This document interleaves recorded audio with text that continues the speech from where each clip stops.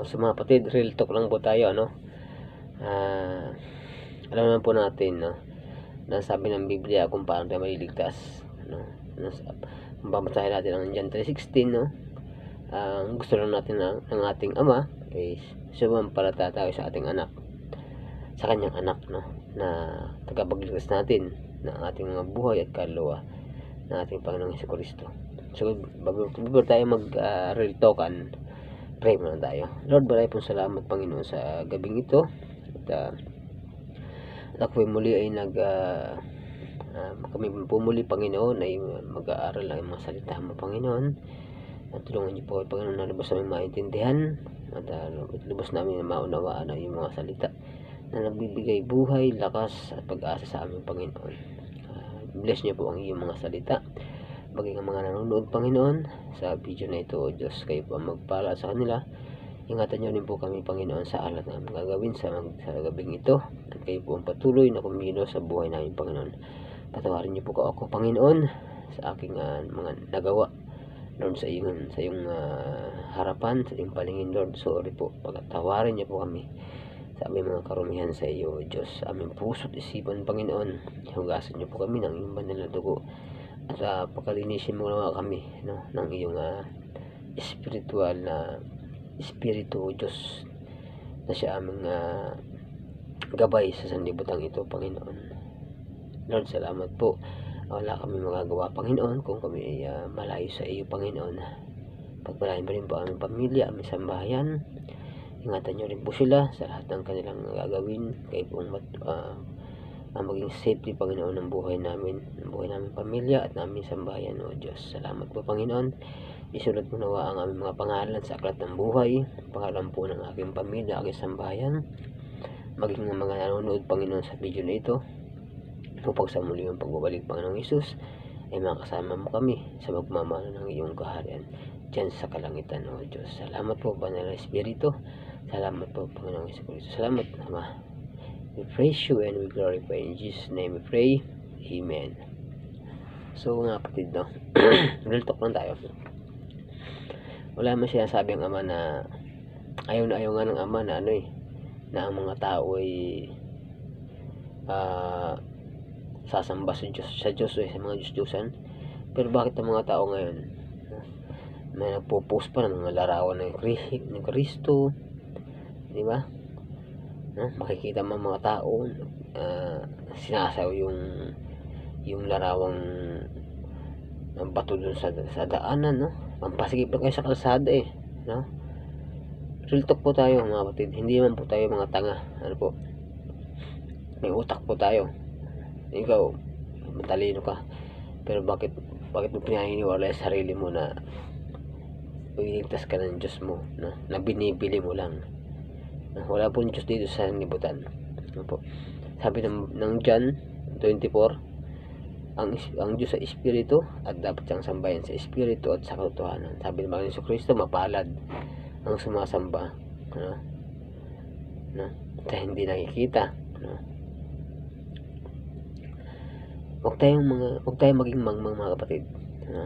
Hindi po yan ikalugod-lugod ng ating Diyos, no? Bagkus mamumuhay pa nga po sila sa atin kapag po ganyan tayo, no? Pinapahiran natin yung mga bato-bato na larawang Maria o Jesus, no? Hindi po tayo maliligtas si Maria, ano po? Hindi po siya Diyos, tao po siya, no? Magkaiba po sila ni Jesucristo. Si Kristo po ay 100% Diyos, 100% tao, no? Siya ay muling binuhay ng Diyos, no? Mula doon sa mga sa patay, para patunayan siya ay anak ng Diyos. Okay? Ginawa niya ang kanyang hirap doon sa krus ng Kalbaryo upang tayo ay iligtas at alisin sa kasalanan. So, hindi niya sinabi na ako ay aakit sa taas at ang mukha ko ang sambahin ninyo, no? Ang dami yung sinasamba, Maria, mga Diyos, mga bakal na mukhang Diyos.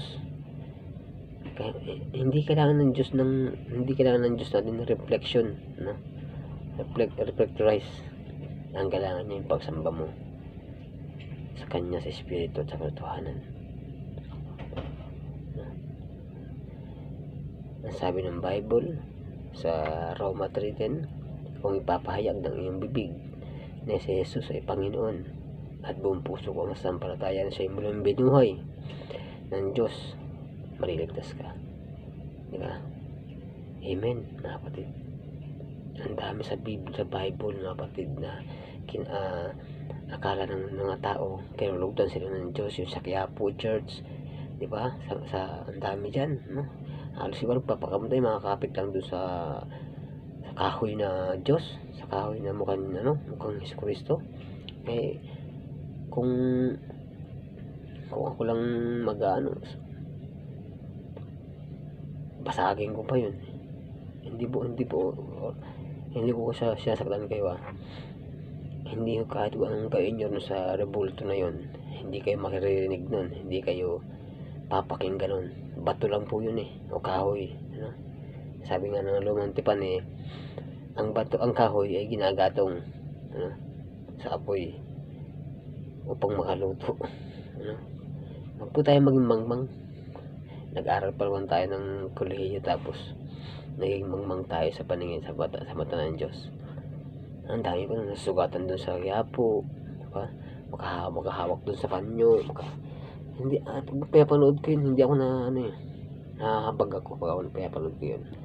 Sabi ko, grabe mga tao na to, bulag. Ang kahit sa talas, kaya niya magpagaling, kaya huwag kayong ng himala na yung bato lumuha ng dugo. Kaya ang gawin din sa talas, tandaan po natin, nasa libutan ang ating kaaway. Dito ibinagsak si Satan, dito siya mag-ahari. Pwede siyang maganyang maganda, ang Panginoong Hesus Kristo lang ang ating tagapagligtas. Lumuha ba si Hesus Kristo ng dugo nung siya nabubuhay pa dito sa libutan? Hindi. Dumanap yung dugo sa kusang Kalbaryo, pero hindi siya lumuha ng dugo. Nagpakahirap siya para pasanin yung ating mga kasalanan.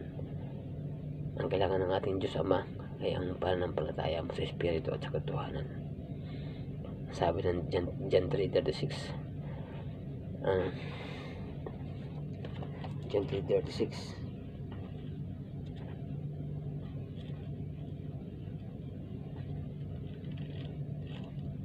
John 3:36, sabi yan, ang sumasampalataya sa anak ay may buhay na walang hanggan. Diba? Ang gusto ng ating Diyos Ama, sumasampalataya lang tayo, pero dapat namumuhay tayo dun sa kalooban ng ating Diyos Ama. Dapat namumuhay tayo ng naayon sa kalooban. Kapag tayo sumampalataya sa Panginoon, hindi na pwede yung pagmumura natin, hindi na alisin natin yung mga masamang pag-uugali natin, yung pagiging madamot natin, hindi pwede yan. Ang gusto ng Panginoon, kung tayo sumunod sa Kanya, sumampalataya sa Kanya, ibigay natin yung ng buong puso sa Kanya at magtiwala tayo. Sabi niya dito, ang sumasampalataya sa anak ay may buhay na walang hanggan. Yan. Hindi niya sinasabi dito na ang sumasampalataya sa bato ay may buhay na walang hanggan. Hindi niya sinasabi dito na ang anak ko ay mukhang bato na hindi kumikilos. No. Hindi niya sinabi ng ating Diyos Ama. Ang sinabi ng ating Diyos Ama, ang sumasampalataya sa anak ay may buhay na walang hanggan. Hindi rin sinabi ng Diyos sa ating Ama na gumawa kayo ng kamukha ko o kamukha ni Hesus Kristo para inyong sambahin. Wala siyang sinasabing ganun. Kinamumuhi ang Panga niya. Yung kasalanan mo hanggang sa ika-4 na salalahi mo, yung lahi mo, parurusahan yan dahil sa mali mong pagsamba at pananampalataya lang, kapatid, pagsunod sa kalooban ng ating Diyos Ama sa langit. Yan ang tunay, yan ang magpapagaligtas sa inyo. Hindi ang relihiyon mo, hindi ang Diyos-Diyosan mo sa sanlibutan. Only Christ Jesus. Kung gusto mo magkaroon ng buhay walang hanggan, sumampalataya ka sa anak at sumunod ka sa kanyang kalooban. Yun lang, wala siyang sinahinging kapalit.